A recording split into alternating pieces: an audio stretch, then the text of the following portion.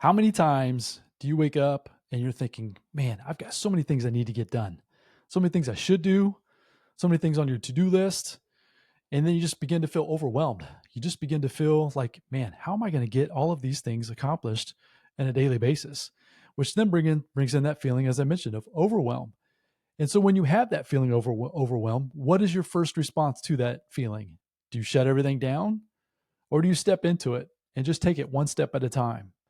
Well, that's the question, and that's what I want to propose to you today on this episode of the Rich Mind Podcast. We welcome you back. We want to discuss overwhelm, where that feeling comes from, where it is, and even how to try to take control of it.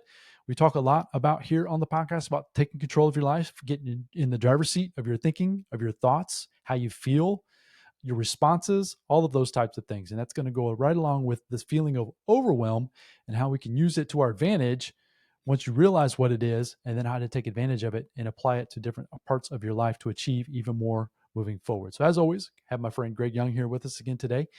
Let's talk about overwhelm. You brought this idea to the table, and I loved it as always. And let's have a dialogue about overwhelm, where it comes from, how we deal with it on a daily basis. I would say that we're probably in the midst of it a lot of times in our own lives, how we're dealing with it, and how we can help folks out there deal with it in theirs as well. Any thoughts on that so far, man? Great topic. Yeah, I'm really excited to talk about this. Like you said, we're kind of, independently living through some of these talking points that we're going to get to. And for our listeners, not that all of our listeners are entrepreneurs, but for the ones that are, I think overwhelm kind of goes hand in hand with being an entrepreneur, or could, depending on how you kind of set things up. So, and I've been an entrepreneur where I wasn't overwhelmed and where I am overwhelmed. So it's definitely not, just because you're an entrepreneur, you're one or the other. And there'll be some takeaways that we can, kind of give you, the listener here, to kind of escape that overwhelm, or at least maybe diminish it a little bit, if you are overwhelmed with, business and life and just everything that's going on. There's so many things going on these days, and technology has made so many things better in our lives. But I would also, in my opinion, and obviously you can have your own opinion for what you think technology has done for you, but at the same time, I think that it's created a lot of this overwhelm. We're overwhelmed with information. We're overwhelmed with stimulus. We're overwhelmed with so many different things going on in our life. We're focusing on what other people have got going on in their lives.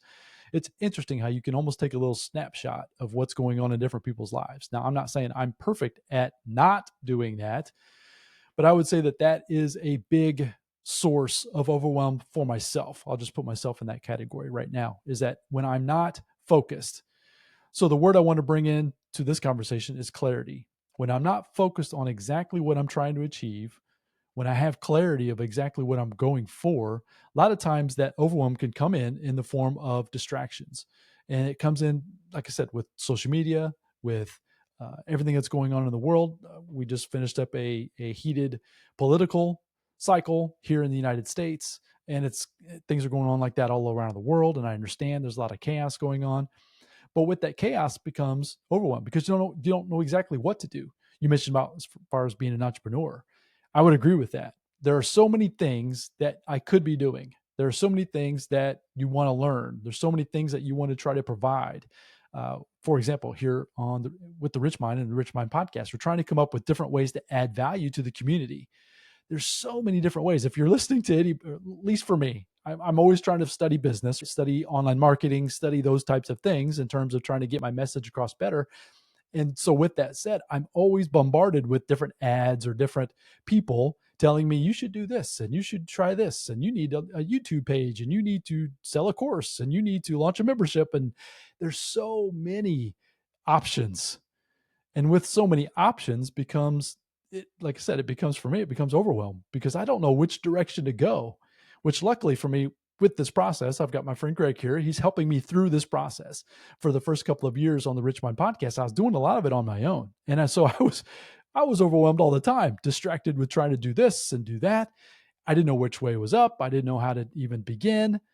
But with that said, as I've brought in friends, as I've brought in some people for some help, it's brought in some of that clarity. And with that clarity, eliminates a lot of that overwhelm for myself. I know the direction I want to go. I have somebody to bounce some ideas off of. And when I do that, once again, it gets even more clarity. It allows me then to keep thinking of, okay, how do I want to continue to add value to the community with what sits best with me. All of those different options that I've been told that are out there, we all know what those options are. All those are fantastic options, but are they the right options for me? That's the question that I have to sit with myself. And that becomes with the clarity of what exactly do I truly want? I was mentioning to Greg before we hit record for this episode here today. That's the hardest question for me to answer, to like a really certain thing, like a, a really big goal. Where is it that you want to go? My mind pushes back. And with that pushback, that creates some of the chaos in my mind. And that chaos in my mind can lead to some of this overwhelm, which leads me then to not necessarily taking the action that I need on a daily basis. And with that non-action or not taking that action leads me to not having the results that I'm looking for, which keeps me further away from this big goal, that this big vision that I have for myself. It's a never-ending cycle loop that I keep trying to fall back on it, which is why I'm always excited about having these conversations like this today, because it helps me even get more clarity. It's like, what do I truly want? And so, in those pillars of health, wealth, and legacy on the Rich Mind podcast, where do I want to fit in those pillars into what I'm trying to provide here on this podcast or even in my personal life? That helps me get clarity. That would be the first suggestion I would have for you today is you pick out your pillars. Those are my pillars: health, wealth, and legacy. That's what we talk about here on the podcast. If those resonate with you, fantastic. Go with those. If you need to come up with different clarity points for yourself, that's fine as well. But figure out what areas of your life you want to focus on and get better at, you want to improve on every single day. And with that clarity, you'll learn more. You'll get the hows will start to show up. The opportunities, the right opportunities will begin to show up. And when they do, the overwhelm will begin to dissipate, which is why it's super exciting. So, yeah. Any more thoughts on that, man?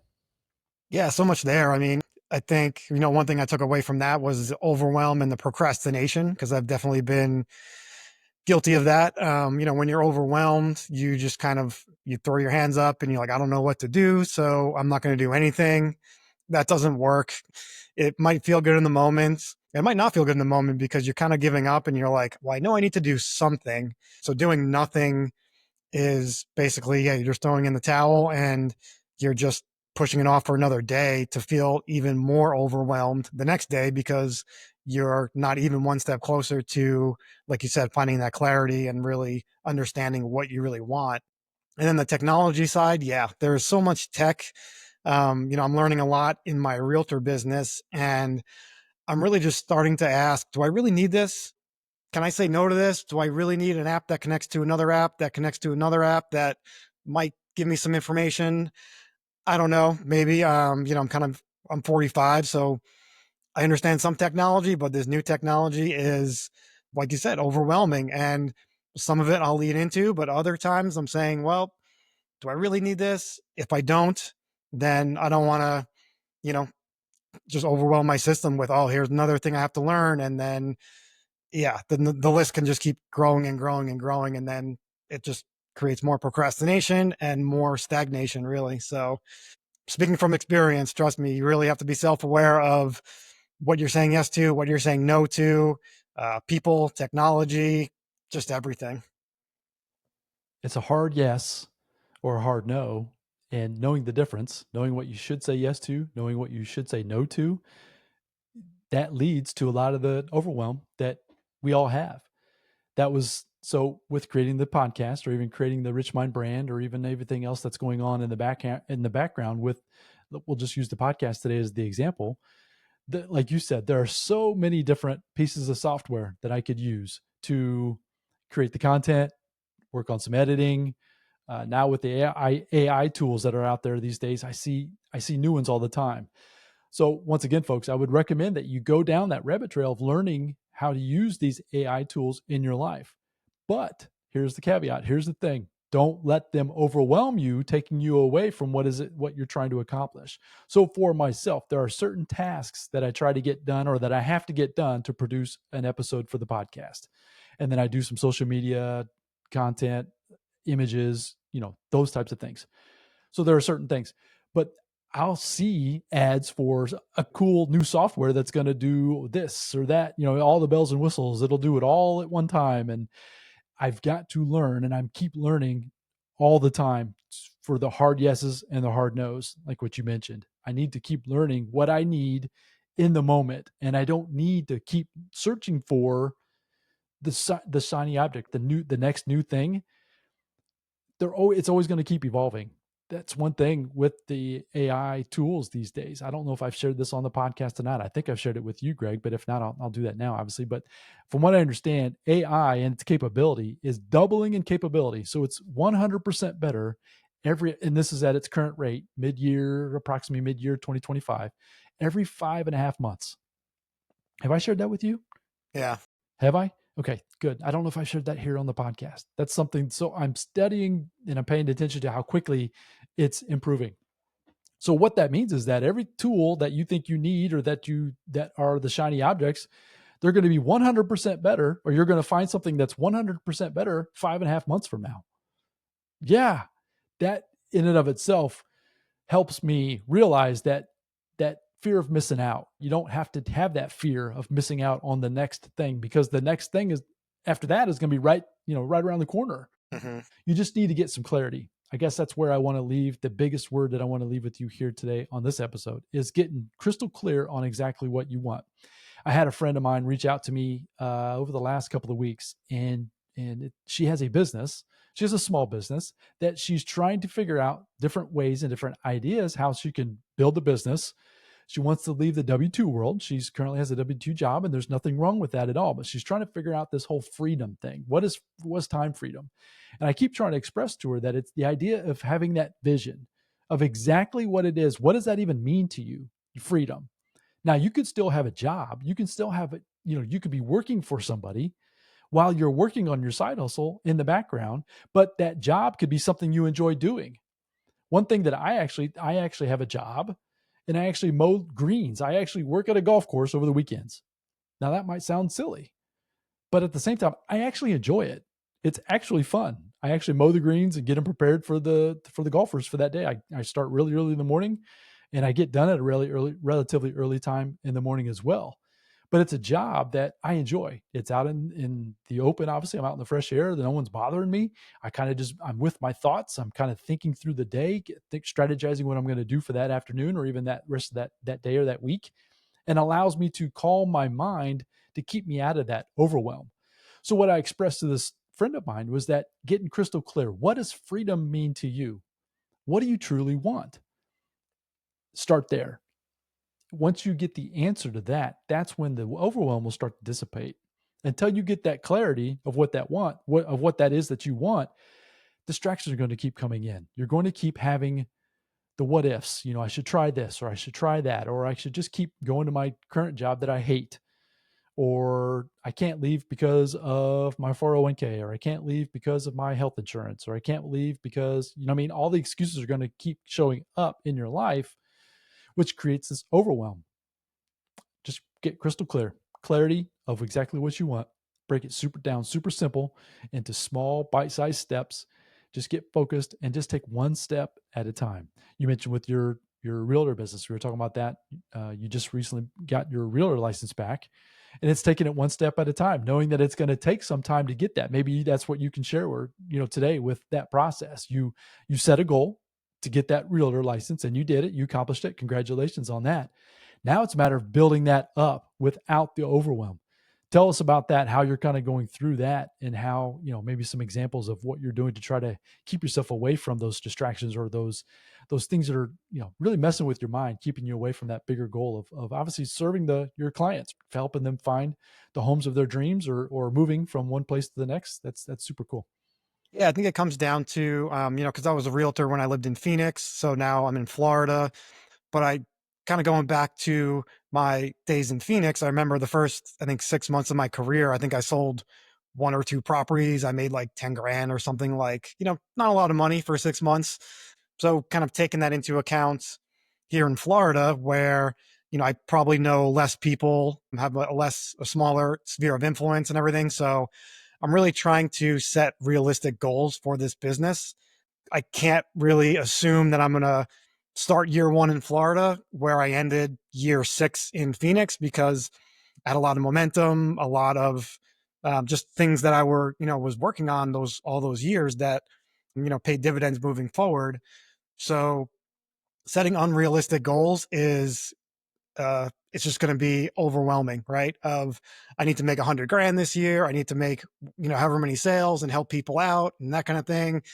That's just going to be unrealistic. I don't know. Maybe I could make that this year. Maybe I can, maybe I don't. I have no idea, but I'm really not putting a number on my goals this year for that business. I'm really just trying to focus on the systems and processes and learning. And like you said, helping people in my community, whether I get paid for it or not. There's a lot of times where as a realtor, you're doing things and at the end of the day, like you don't get paid.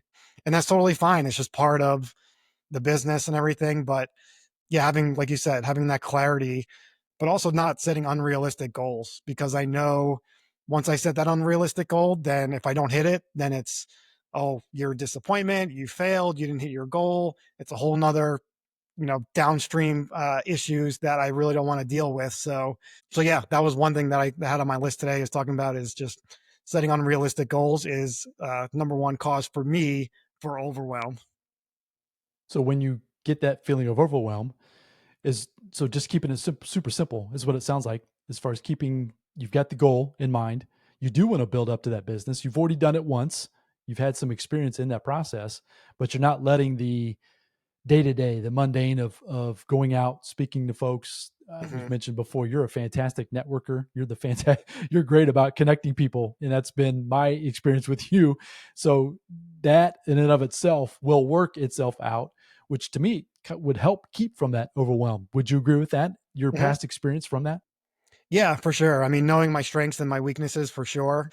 I was actually on a coaching call this morning with I guess my realtor coach, and we're talking about, cold calling and networking and doing all this stuff. And she barely knows me, but she's like, from what I can tell, you should be basically hit the networking thing. And if you don't want to do cold calls and you're already cringing at it right now, maybe try it, but don't bank on it because yeah, it's not a skill set that is going to serve me, I think, very well. And I don't come across very well as a stranger. Some people do. I don't think that's me.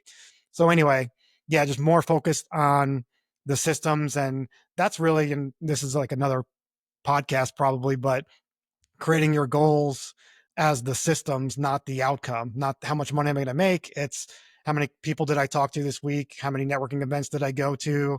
And then eventually that dollar figure will just kind of work itself out. But yeah, totally agree with exactly what you said, that line of thinking for sure. So that's where, for me, knowing you, I know that that will work for you as well.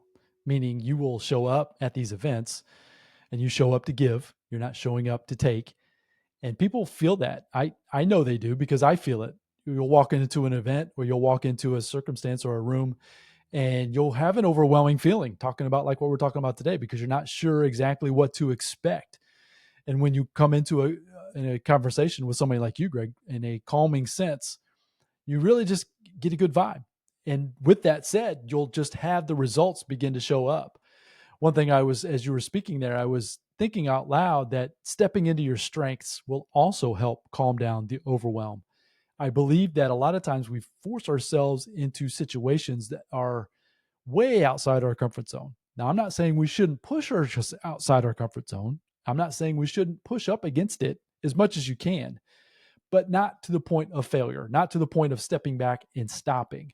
So, like you mentioned, cold calling. If cold calling isn't your thing, try it. Maybe you sit down for an afternoon and you make a couple calls, but you don't force yourself to make 20 in a day or 20 in an hour or whatever. I don't know what the realistic number would be, but you don't force yourself to do something that would totally overwhelm yourself to the point where you would just literally shut it all down.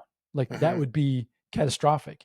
Whereas if you focus on your strengths, which is the networking. So if you show up in a room with a bunch of strangers that have of all similar type goals, they're all trying to achieve certain things. And if you go into that knowing that, you can then start pointing, saying, here, Susie over here can help you do this, or Joe over here can help you do this. And when you start doing those things, it starts to get reciprocated back to you. Those are the things that I've had to learn and watch on my own, which is where it's fun watching you, Greg, because you're fantastic at that. That's why I know when you told me you're getting ready to start back up this realtor business, I knew that you're going to be fantastic at it because people are going to gravitate towards you. So the big takeaway for you listening to us today is to think through your strengths. What is it that you love to do? So if you're trying to leave your W-2 job, as I mentioned, I I actually enjoy doing what I do at the golf course. It's actually fun. I enjoy taking care of my own yard even at home. So when I was thinking about what could I do part-time that would take up, not a ton of my time, but I would enjoy, that was the first thought that I was having is I actually enjoy taking care of my own yard at home. Now I say that out loud and some folks are like, yard, grass, what? I mean, and I actually do. Now, I'm not the guy that's out there, with pruning shears and, taking care of the corners. I'm not that over the top, but I enjoy having a nice looking yard. So that was my thought. That was my original thought a couple of years ago. Well, what type of a position would allow me then to do that? And golf course maintenance is what came to my mind. And so I reached out, or I got on Indeed and found this position. And it's like, lo and behold, it's like fantastic. It fits exactly into my own, what I love doing. Would I do it for free? Probably so, but just don't tell the guy because I just enjoy it. So same thing with the podcast. I love doing this. I love showing up, hitting record, and trying to add value into your life as much as we possibly can. Are there some mundane parts in the back end that create some overwhelm because I have deadlines to get to and some ideas that I want to accomplish? Absolutely. But what I will tell you is that because I'm stepping into what I enjoy doing, instead of forcing myself into areas that I don't like doing, it makes it much more enjoyable, makes it much more where I can accomplish and keep going and not stopping. That's what I wanted the big takeaway from what you just said. And that's, I would love to your feedback on that, Greg, as far as pushing yourself outside that comfort zone so far that creates this overwhelm loop that, you just literally shut it down. I think you've experienced that in the past. Any thoughts on that? Yeah, no, that's a good point for sure. And I think I've done that by taking on too many tasks at once. And you even had that conversation with me offline about it. It's like, you got to give yourself a little grace of all these goals that I'm trying to achieve and, start this business and this other business and, trying to keep my physicality up. And I'm really strict on myself and everything. And yeah, it was just overwhelming because I felt like I was just going from one task to another and not enjoying or having some downtime of, looking at my accomplishments or just, yeah, just enjoying, like you said, like, like you like mowing the lawn or whatever, like that's awesome. And you get paid for it. I didn't have those moments because I was like, all right, what's next? What am I going to accomplish next? And it just led to burnout for the most part. And I'm still kind of like trimming out some things right now in these areas. So I'm definitely guilty of this, of trying to do too much at one time. But trust me, it's not fun. And like you said, just having those clear goals of what do you really want? And for me, like the way I kind of phrase it is what's the simplest, not the easiest, but the simplest way for me to get there. And that's a question I should have asked myself, I don't know, 3, 4 months ago, because now I'm juggling 2 businesses and all that kind of stuff. And, something's going to give one way or another. And I'm really trying to not only educate on this topic today, but also pick up some things because this is something that is present in my life right now. And yeah, I need to kind of take some of these action steps that we're talking about and literally turn around and use them. So super Thank you for helpful. sharing that. Yeah, thank you for sharing that. We won't go into too many of the details, but you're right. That was one thing I was noticing from you. We have conversations on the podcast, but we have, sidebar conversations as well offline. That's one thing I was noticing was that you were stretching yourself too thin and you were focusing you have a great goal of success and it's your success. You can put a label on it, whatever that means to you. You're trying to achieve. With that thought of achievement, you've got yourself, too many pokers in the fire. You've got too many things going on. So you're not necessarily achieving in any one of those areas. Let's say you've got a dozen areas and you really only need to be focusing on 2 or 3. The number is arbitrary. You can come up with whatever number you want. But as a friend, that was something I brought to the table for you. And I'm glad that it helped you with a little bit of that clarity because yeah, then you can start taking different actions. And so that's where I want to leave you with today, listening to us folks, is to where are you spread too thin or where are you not focused enough? So it can be one or the other. You can be not focused on enough, meaning you've got so many opportunities, so many different, shiny objects going on in your life that you can't get focused on any one thing, or you're trying to achieve a specific goal and you've got yourself spread too thin in multiple different areas. And so you're not necessarily accomplishing your goals in any one of those areas. And so you're busy, you're super busy, but you're not necessarily achieving, which is creating that overwhelm that we're talking about here today. So, as I've mentioned for myself, the health, wealth, and legacy, those are the pillars of my life that I focus on. So it's when I'm with Rowan, my grandson. I think of that as my legacy piece. I think of when I'm with him, I try not to get distracted with other things going on in my life. I try not to worry about I should be doing this or I should be doing that or I'm not saying I'm perfect at it. Okay. Don't hear me say that I'm perfect at it because I'm not, but I'm actively trying to think through and not allow that overwhelm to keep me from enjoying that moment with him, whether he's playing, whether he's climbing on me, whether he's learning another word, all of those types of things. It's an active process, but it's a clarity process. As I mentioned, that's the word that I want you to leave with us here today, or leave, as you leave this episode, clarity. Get some clarity, get your journal out. That's one thing, folks, is I have a vision for a journal that I want to bring to the marketplace, to bring to you. And I would love your feedback. If you think that a journal that would have prompts in there to help you think through some of these problems, or these potential problems that you're dealing with on a daily basis, if you think that that would be valuable to you, I would love your feedback. I want to design something that's like over the top valuable that you would be able to use, if not daily, definitely multiple times per week, to kind of help you get some of that clarity. Because I'm telling you, that process alone of journaling has by far been the biggest routine that I've set up in my own life that's gotten me further, farther, faster, that I want to do that for you. And if you're not sure exactly where to begin, I want to help you with that process. I can even teach you how I use it and how it's helped me get some of that clarity in my own life. So if a rich mind, win within journal sounds like something that would be of interest of you, let me know. Let Greg know. You can let both of us know. info@richmind.co. Give us some feedback. Let us know. That's something that is on my mind that I want to create and bring to you if you think that would be valuable in your life. So we're going to try to complete or get away from the overwhelm and get some clarity. So any more final thoughts, Greg, before we start to bring this in for a close today? So I knew you were going to mention journaling because you're the journaling, partner of this podcast. And Sponsored by the Rich Mind Journal. Yeah, we have some sponsorships that are coming on. No, I love it. I started kind of picking up that habit a little bit more as well. So, Did you, or have you?